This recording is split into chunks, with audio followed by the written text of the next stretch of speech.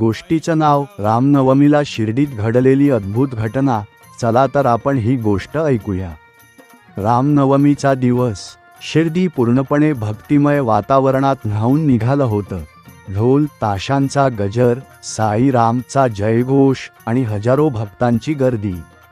सगळीकडे एक वेगळीच ऊर्जा जाणवत होती. त्या गर्दीत आर्या नावाची एक मुलगी होती. मनात खूप चिंता, डोळ्यांत अश्रू आणि एकच प्रार्थना, साई, माझ्या बाबांची तब्येत बरी करा.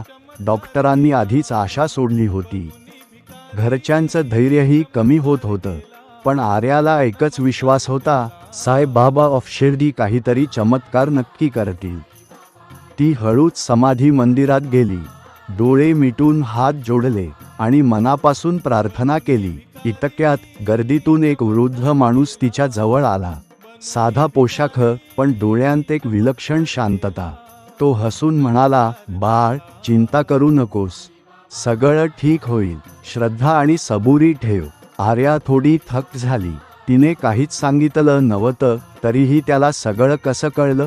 ती काही विचारणार तोपर्यंत तो माणूस गर्दीत कुठेतरी नाहीसा झाला. आर्याने लगेच बाबांना फोन केला आणि पुढच्या क्षणी तिला जे ऐकायला मिळालं ते तिच्या आयुष्यातील सर्वात मोठं. आर्या, डॉक्टर म्हणतायत की तब्येत अचानक सुधारते, आता धोका नाही. तिच्या डोळ्यांतून आनंदाश्रू वाहू लागले. ती पुन्हा मंदिराकडे पाहते आणि मनात एकच विचार येतो, ते वृद्ध व्यक्ती, ते साधे नव्हते, ते स्वतः साईबाबाच होते.